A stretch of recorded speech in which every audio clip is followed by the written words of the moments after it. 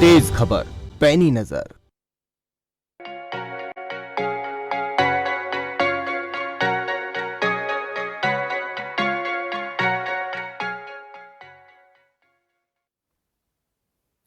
नमस्कार, आप देख रहे हैं आपका डॉक्टर और आपके साथ मैं हूं सौरभ जौहरी।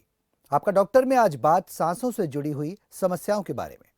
साथ ही आपको बताएंगे कि वो कौन से लक्षण होते हैं जिसको ध्यान रखना आपको जरूरी है, क्योंकि सांस से जुड़ी समस्या में सांस लेने में तकलीफ, सांस लेने में दर्द होना, सांस का फूलना, हेमोप्टाइसिस, ये तमाम ऐसी बीमारियां हैं जिनका उपचार अगर समय रहते न किया जाए तो ये गंभीर रूप ले सकती हैं। अगर आपको या आपके अपने को सांसों से जुड़ी कोई समस्या है तो धीरे धीरे अगर ये बीमारी गंभीर रूप ले सकती है, क्योंकि आपकी हेल्थ ही सब कुछ है।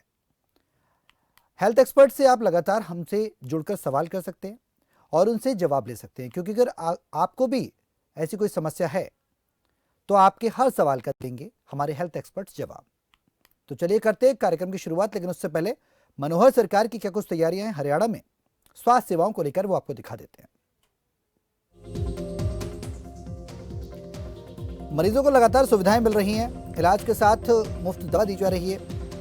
ऐसी योजना, ऐसी तैयारी युद्ध स्तर पर सरकार की तरफ से की जा रही है। जांच के लिए शहरी और ग्रामीण क्षेत्रों में कैंप लगाने की बात प्रपोज्ड है। अस्पतालों में स्पेशलिस्ट डॉक्टर्स की नियुक्ति प्रपोज्ड है। सीएससी और पीएससी सेंटर्स पर सरकार ने सुविधा बढ़ाई।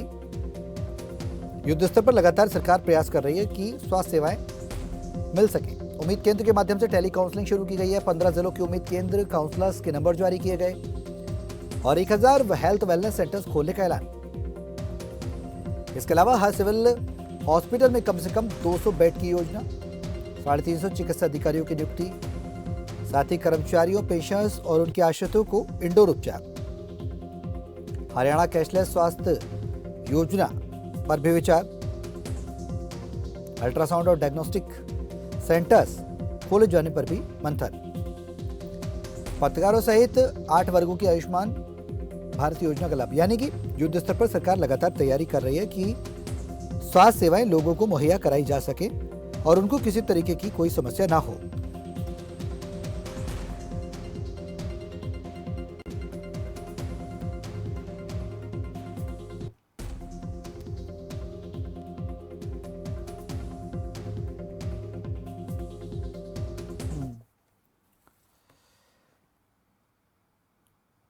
तो आपका डॉक्टर में आज हम बात करेंगे सांसों से जुड़ी हुई समस्याओं पर, और हमारे साथ हेल्थ एक्सपर्ट जुड़े हुए हैं।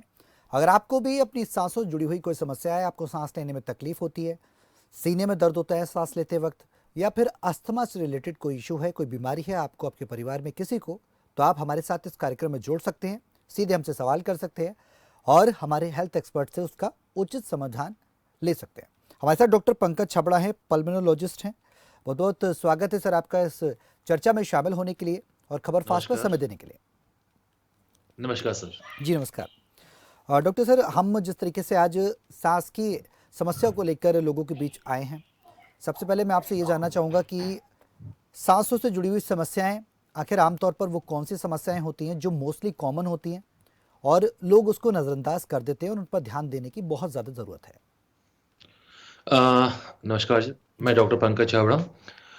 सांस की अगर हम बात करें, जो बीमारियां आजकल जो सबसे कॉमन चल रही हैं, नंबर 1 तो एस्थमा, जिसको दमा की बीमारी बोलते हैं, वो सबसे कॉमन है।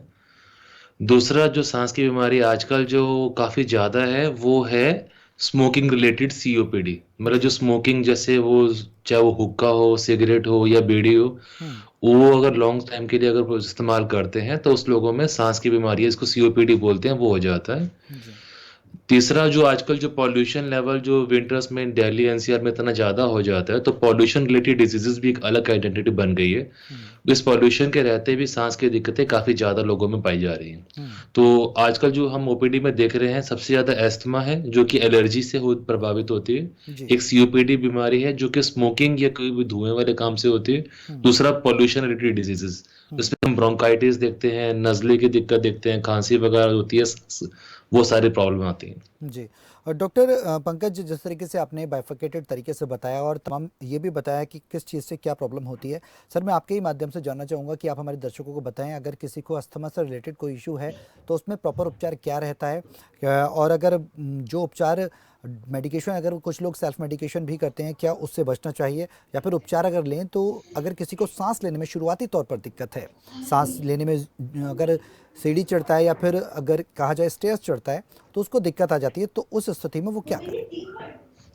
देखिए, अस्थमा दो तरीके से होता है। एक तो है कई बार लोगों में बचपन में ही अस्थमा के लक्षण आ जाते हैं, जी। जिसको बोलते हैं चाइल्डहुड अस्थमा। और दूसरा हम्म। एक अस्थमा की बीमारी होती है जिसमें होता है कि पेशेंट 40-50 ईयर्स का है और उसको अस्थमा की दिक्कत अभी रिसेंटली शुरू हुई है। हम्म। दोनों ही कंडीशन में पेशेंट के जो सिम्टम्स होते हैं वो सिम्टम्स बिल्कुल कॉमन होते हैं। जी। खांसी होती है, सांस लेने में दिक्कत होती है, चेस्ट में कंजेशन, हम्म। भारीपन और बलगम की दिक्कत आती है। हम्म। तो ऐसे पेशेंट्स में हम दो तरह के जो ट्रीटमेंट देते हैं। एक हम्म। पहला ट्रीटमेंट होता है, वो होता है कंट्रोलर ट्रीटमेंट। हम्म। कंट्रोलर ट्रीटमेंट का मतलब ये रहता है कि अगर हम पेशेंट को रेगुलर मेडिसिन देते हैं ताकि जो उनके सांस की दिक्कत है जी। वो कंट्रोल में रहे। हम्म। और एक होता है रिलीवर मेडिकेशन। रिलीवर मेडिकेशन का मतलब ये होता है कि एक बार जब दिक्कत बढ़ रही हो, हम्म। पेशेंट अपना नॉर्मल दवाई ले रहा है, लेकिन किसी कारणवश अगर उसके सांस की दिक्कत बढ़ जाए तो हम्म। उसमें इमरजेंसी में क्या उपचार किया जाए। जी। बिकॉज हर बार खांसी बढ़ने पे या सांस की दिक्कत बढ़ने पे पेशेंट का हॉस्पिटल में आना बड़ा मुश्किल है। बिल्कुल। तो हम पेशेंट को एजुकेशन करते हैं, उनको एक मटेरियल देते हैं, वो अपना सांस का जो मीटर, जो लंग मीटर हम बोलते हैं, हम्म। वो खुद चेक करके अपनी हम्म। बीमारी में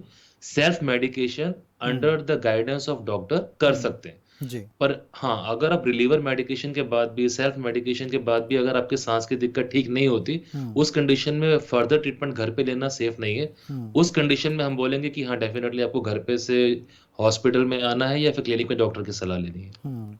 डॉक्टर पंकज, आपने बिल्कुल सही बात कही है। अगर फर्दर मेडिकेशन की बात की जाए तो अगर किसी को भी कोई समस्या है, जिस तरीके से डॉक्टर पंकज बता रहे थे, तो आप डॉक्टर की सलाह जरूर लें और प्रॉपर उपचार कराएं। डॉक्टर लवलीन मंगला हमारे साथ हैं, पल्मोनोलॉजिस्ट हैं, हमारे साथ जुड़ चुके हैं इस कार्यक्रम में।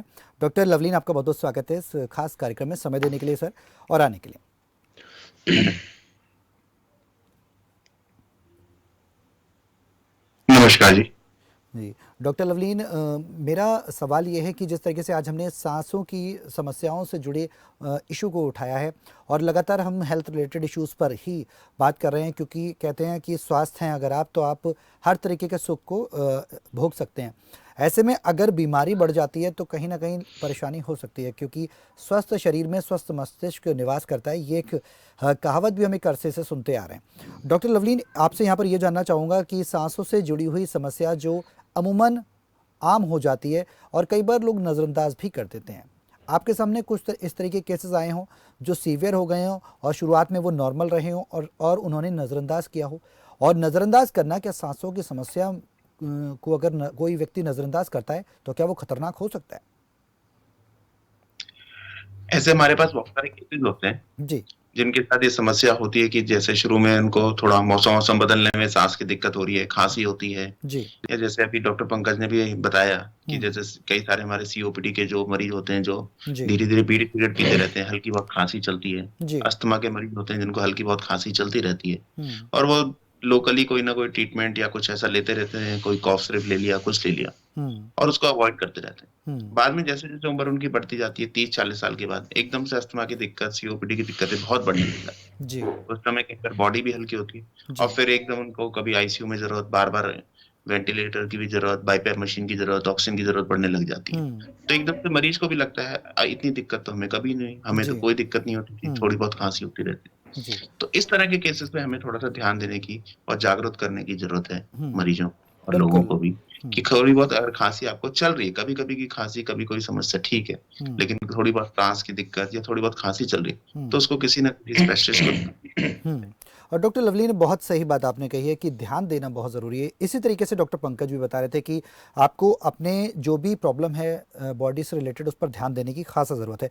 डॉक्टर लवलीन, मैं आपसे ये भी जानना चाहूँगा कि क्या जन्मजात अगर बात की जाए तो सिंस बर्थ भी इस तरीके के इश्यूज़ होते हैं, क्या फेफड़ों से, लंग से रिलेटेड अगर होते हैं तो क्या उन पर अगर किसी को है, अगर कोई व्यक्ति ग्रसित है बचपन से, अगर सिंस अगर बर्थ की बात की जाए तो उससे उसका उपचार किस तरीके से किया जा सकता है? और शुरुआती दौर में उसको पता नहीं लग पाता, काफ़ी लंबे समय बाद पता लगता है कि उसको लंग से रिलेटेड कुछ इशू है। देखिए, इसमें सबसे बड़ी समस्या ये होती है, कई बार लंग्स के रिलेटेड जो दिक्कतें होती हैं, कई बार सांस की दिक्कतें कई बहुत सारे मरीजों को होती है, हम्म। और उनका यूजली कई बार हार्ट का इलाज चल रहा होता है या हम्म। हार्ट से रिलेटेड इलाज चल रहा होता है। जी। और लोग को, जैसे अगर आप बोलें कि सांस से रिलेटेड आपको उससे दिक्कत हो रही है, तो हम्म। यूजली पहले वो हार्ट वाले स्पेशलिस्ट को दिखाएगा, हार्ट वाले डॉक्टर को दिखाएगा। जी। लंग्स की दिक्कतों कई बार लोग नहीं समझते हैं कि भाई उनको लंग्स की वजह से भी सांस की दिक्कत हो सकती है। जी। इस चीज में भी हमारे थोड़ी सी जागरूकता करने की जरूरत है, लोगों को बिल्कुल। पता होने की जरूरत है। कई हम्म। जो बच्चे, जैसे आपने बहुत अच्छा पॉइंट उठाया, बचपन से ये दिक्कत होती है, हम्म। उनमें कई बार फैमिलीज में, उसमें एक बार बच्चों के में ये जरूरी है कि हार्ट की भी दिक्कत भी रूल आउट करें हम कि वो तो नहीं है। जी। और कई लोगों को बच्चों में जेनेटिक डिजीज होती है, कंजेनाइटल डिजीज होते हैं, लंग्स की कोई डेवलपमेंट ठीक से नहीं हुई, हम्म। या कईयों में बच्चों में, कईयों के घरों में, फैमिलीज में एलर्जी की दिक्कतें होती हैं, तो जी। उनमें बचपन से ही निमोनिया, अस्थमा की दिक्कतें शुरू हो जाती हैं। हम्म। तो उनको जितना जल्दी पहचान लें, उनका ठीक से इलाज कर लें। हम्म। बार बार एंटीबायोटिक लेना, खांसी का सिरप लेना, हम्म। ये कोई परमानेंट इलाज नहीं है। हम्म। कुछ एंटी इन्फ्लामेटरी कुछ मेडिकेशंस होती हैं, उन्हीं जी। को हम शुरू करें, वो बहुत ज्यादा जरूरी जी, बहुत ज़रूरी है। इस बीच हमारे साथ एक दर्शक भी हैं डॉक्टर सर, प्रिया है नारनौल से, वो जुड़ गई हैं, उनका सवाल लेते हैं। प्रिया, स्वागत है, अपना सवाल करिए। सर ये मेरी गुड़िया है 12 साल की। हम्म। उनके ना जैसे इस मौसम में जैसे गेहूं कटती है या उस समय सांस की प्रॉब्लम आने शुरू हो जाती है। जी, डॉक्टर लवलीन, मैं आपसे इनके सवाल का जवाब, रिएक्शन चाहूँगा सर।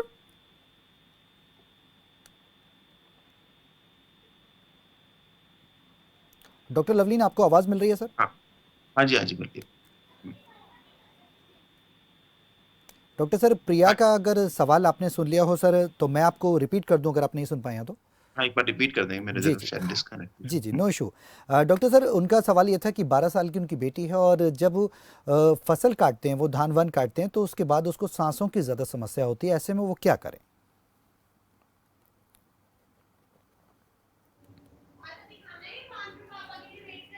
ठीक है, डॉक्टर लवलीन से हमारा संपर्क नहीं हो पा रहा है। यही सवाल प्रिया का मैं डॉक्टर पंकज से ही उस पर जवाब, रिएक्शन लेना चाहूँगा। डॉक्टर पंकज, आपने शायद सवाल हाँ सुन जी, लिया हो।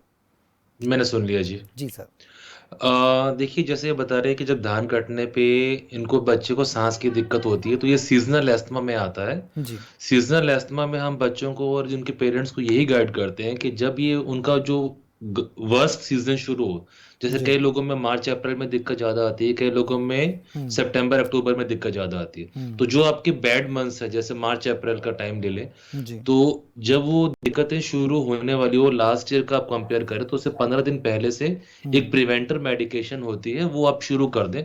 जी। बिकॉज ये जो सीजनल अस्थमा है, ये जो हम्म। सीजनल जो सांस की दिक्कत है, अगर अभी कंट्रोल नहीं किया, तो जी। ये सीजनल पेरिनियल बन जाएगी। पेरिनियल का मतलब होता है 12 महीने रहने वाली। जी। तो इनिशियली तो सूजन अगर कम है, तो जब मौसम बदलेगा तभी लिया जाएगा। जी। अब जो धान कटने से या गेहूं कटने से जो सांस की दिक्कत होती है, इसका मतलब ये नहीं कि बाकी जो महीनों में हम्म। बच्चे के लंग्स नॉर्मल है। हम्म। देखिए, चिंगारी जहाँ पे बारूद में गिरेगी तब भी धुआं उठेगा। बिल्कुल सही तो बात अगर है। पहले से ही स्वेलिंग है बच्चे के फेफड़ों में, तभी एलर्जी की दिक्कत, इस मौसम में सांस की दिक्कत उसकी वर्सन होती है। जी।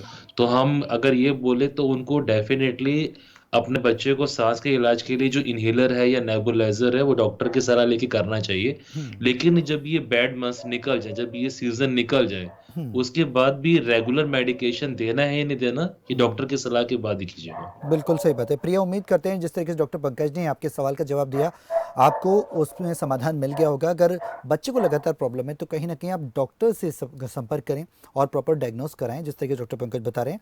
और नेबुलाइजर, कोई भी चीज़ अगर डॉक्टर सजेस्ट करते हैं, तभी उसका इस्तेमाल करें, सेल्फ मेडिकेशन ना करें। डॉक्टर सर, यहाँ पर एक सवाल बहुत अहम है।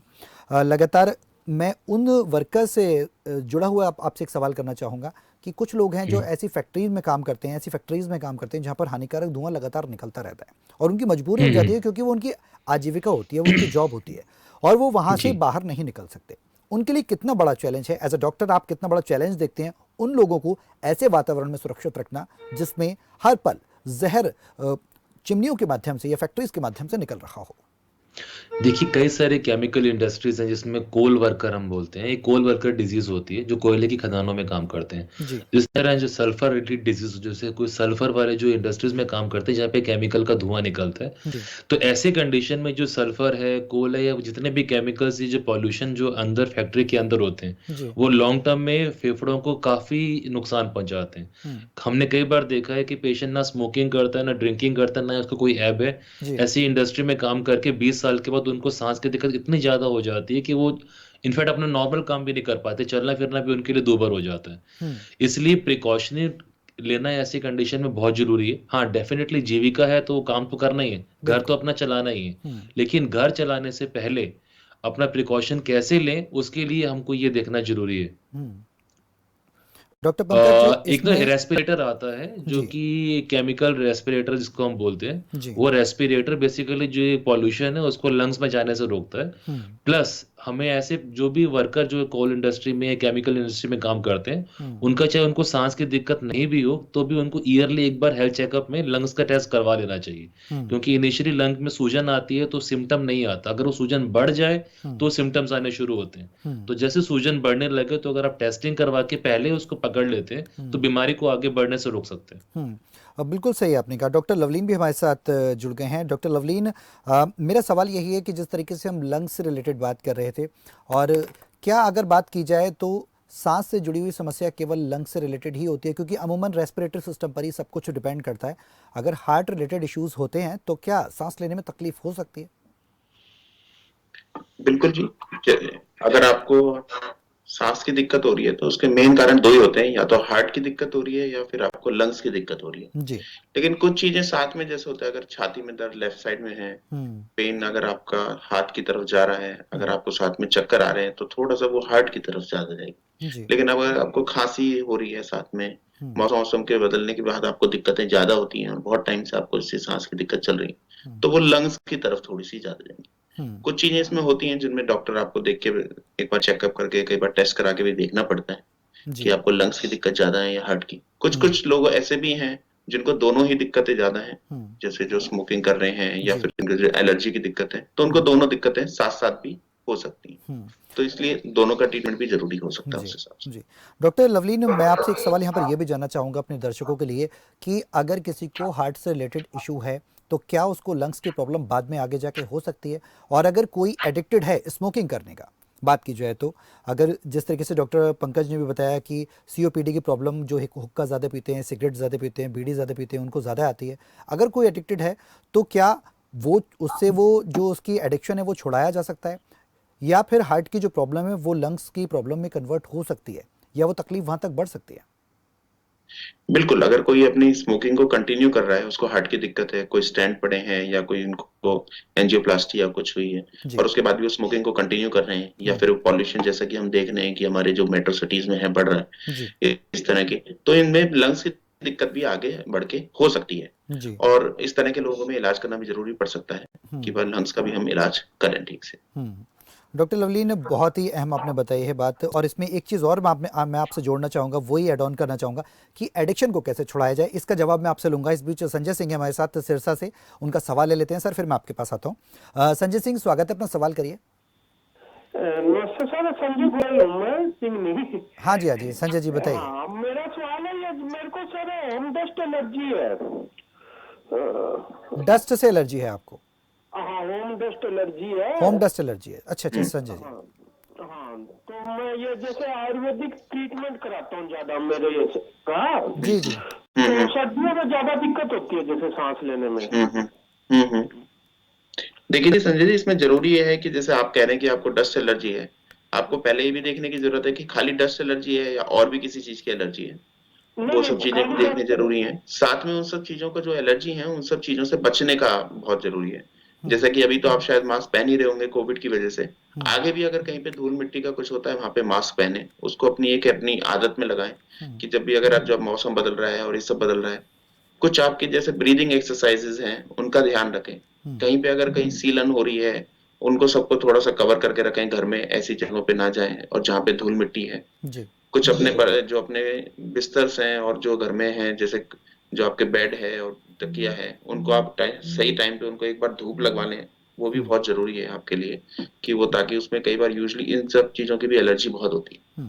इन सब चीजों के बाद भी अगर आपको पता है कि मुझे इस सीजन में एलर्जी होती है, इस टाइम में एलर्जी होती है, कुछ आप प्रिकॉशनरी पहले कुछ मेडिकेशन स्टार्ट कर सकते हैं, ताकि वो सीजन में आप कम से कम अपनी जिंदगी आराम से बिता सकें। ये ना हो कि उस टाइम में आपको कष्ट हो। जब सीजन बंद हो तो उसके बाद उनको हम बंद कर सकते हैं। चलिए, उसके लिए आप अपने भी जहाँ पे भी रहते हैं एक किसी भी स्पेशलिस्ट पल्मोनोलॉजिस्ट से बात कर लीजिए, वो आपकी हेल्प कर देंगे इसके बारे में। जी उम्मीद करते हैं संजय आपको आपके सवाल का जवाब मिल गया होगा। डॉक्टर डॉक्टर लवलीन मैं आपसे वही सवाल कर रहा था, उसके बाद मैं डॉक्टर पंकज आपके पास भी आऊँगा। डॉक्टर लवलीन, अगर कोई एडिक्शन है तो क्या उस स्मोकिंग एडिक्शन को छुड़ाया जा सकता है? क्योंकि अमूमन लोग ये कहते हैं कि एडिक्शन छूट नहीं सकता, हम पीते हैं तो हम उसको छोड़ नहीं सकते, हम स्मोक करते हैं एक चेन स्मोकर बन जाते हैं, एक तरीके की धारणा हो जाती है लोगों की। क्या इसको बदला जा सकता है, पूरी तरह से छुड़ाया जा सकता है? देखिए, जिसमें स्मोकिंग में सबसे पहले जो आपने बात करी कि जी। छुड़ाया नहीं जा सकती है, तो इसका मतलब वो मरीज खुद ही नहीं छोड़ना चाहता है। जी इसमें दो चीजें हैं, एक तो होता है कि मेडिसिन जो हम देते हैं उनकी थोड़ी सी हेल्प मिलती है, लेकिन सबसे ज्यादा जरूरी इसमें होता है कि खुद को, मरीज को लगना चाहिए कि हाँ मुझे सिगरेट छोड़नी है। बिल्कुल। उसके लिए फैमिली और हमने डॉक्टर्स दोनों का रोल होता है। साइकोलॉजिकली उसको पहले खुद उसमें डिटर्मिनेशन होना चाहिए। बिल्कुल खाली ये सोचे कि दवाई ले लें और उससे मेरी ये सारी स्मोकिंग छूट जाएगी, ऐसा नहीं हो पाएगा। ऐसा नहीं है। पहले इसको कहते हैं बिहेवियर, कि आपका पहले उसके खुद में अंदर ये होना चाहिए हाँ मुझे छोड़नी है। बिल्कुल। उसके बाद कुछ दवाइयां होती हैं, गम्स होते हैं, कुछ हमारे पास कुछ टैबलेट्स होती हैं, लॉजेंसेस होते हैं, कई बार कुछ पैचेस हैं और कुछ ओरल टैबलेट्स भी अब आने लग गई हैं काफी, जिनको हम दे सकते हैं। जी। लेकिन जैसा कि मैंने बताया कि पहले ये जो हमारे कुछ बिहेवियर थेरेपी है, उसके बाद कुछ हमारी ये दवाइयां। सेल्फ लेकिन डॉक्टर डिटर्मिनेशन। पंकज भी इसमें कुछ बताना चाहेंगे, ऐड करना चाहेंगे जरूर। जी डॉक्टर पंकज। इसमें सबसे बड़ा, जैसे डॉक्टर लेवलिन ने बताया कि बिहेवियर थेरेपी सबसे इंपॉर्टेंट है। अगर पेशेंट में विल है तब भी जो हमारी जो स्मोकिंग छुड़वाने वाली दवाइयां वो काम करेंगी। बिल्कुल। अगर पेशेंट चाहे कि वो स्मोकिंग कंटिन्यू करता रहूं और वो दवाइयां लेके अपने आप छूट जाएंगे तो जिंदगी भर नहीं छूटने वाली। बिल्कुल। दूसरा इसमें जो मेन तरीका है छोड़ने का, उसमें मेन, कई लोग बोलते हैं कि आज मैं 1 पैकेट ले रहा हूँ या 10 सिगरेट पी रहा हूँ, मैं धीरे धीरे इसको कम करूंगा, 5 पे लेके जाऊंगा, जी, अमूमन 2 ये पे रहता लेके है। जाऊंगा, उसके बाद छोड़ूंगा।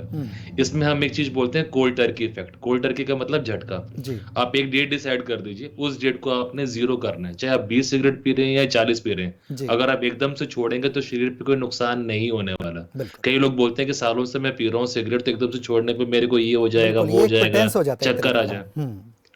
कुछ नहीं होता है। जी जी बिल्कुल। अगर आप में डिटर्मिनेशन है तभी वो छूटेगा, और झटके से ही छूटेगा। धीरे धीरे कम करके छूटने में वो धीरे धीरे कभी नहीं छूटेगी। छूटेगा ही नहीं। बिल्कुल सही बात है। बहुत अच्छी बात आपने डॉक्टर पंकज कही। डॉक्टर लवलीन आपने भी बहुत अच्छी बात कही है कि सेल्फ डिटर्मिनेशन ऑफ विल होना चाहिए। इस बीच हमारे साथ एक दर्शक हैं टीआर शर्मा हरियाणा से, उनका सवाल लेते हैं। शर्मा साहब स्वागत है, अपना सवाल करिए।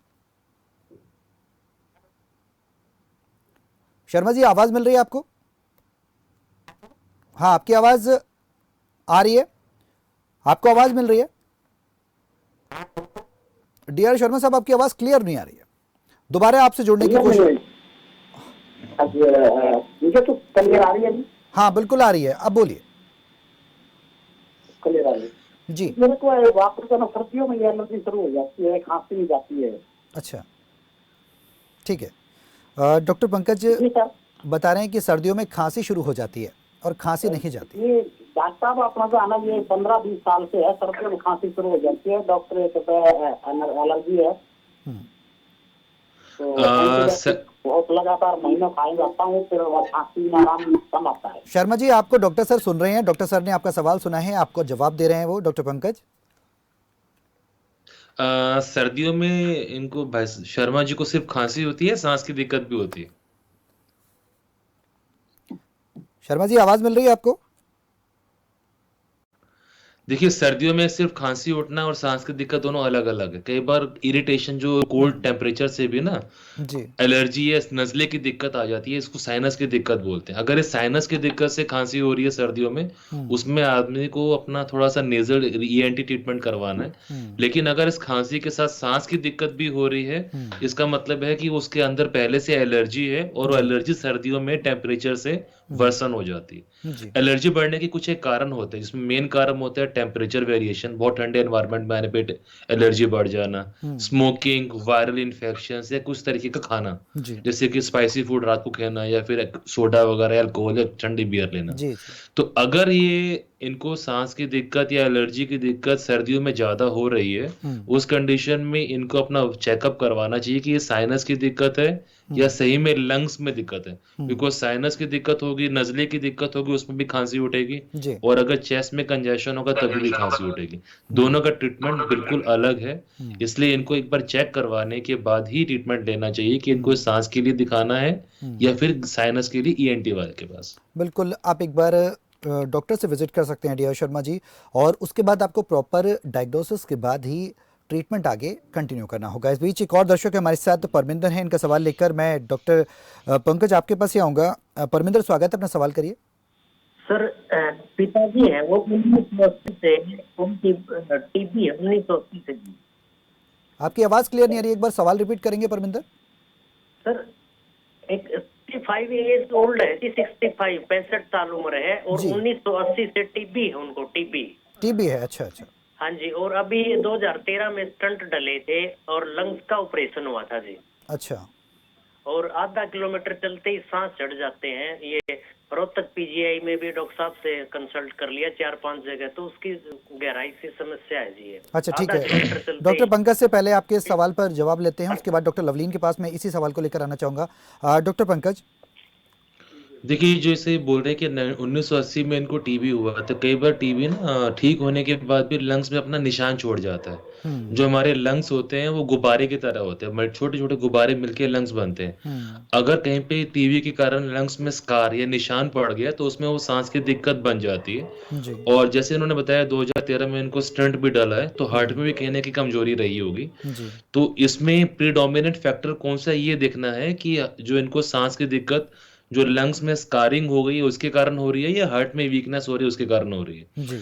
इलाज दोनों का ही चाहिए इनको, बिकॉज़ ऐसा नहीं कि अगर आपने लंग्स का ट्रीटमेंट कर दिया और हार्ट को छोड़ दिया तो साँस ठीक हो जाएगा। नहीं, ऐसा नहीं होने वाला।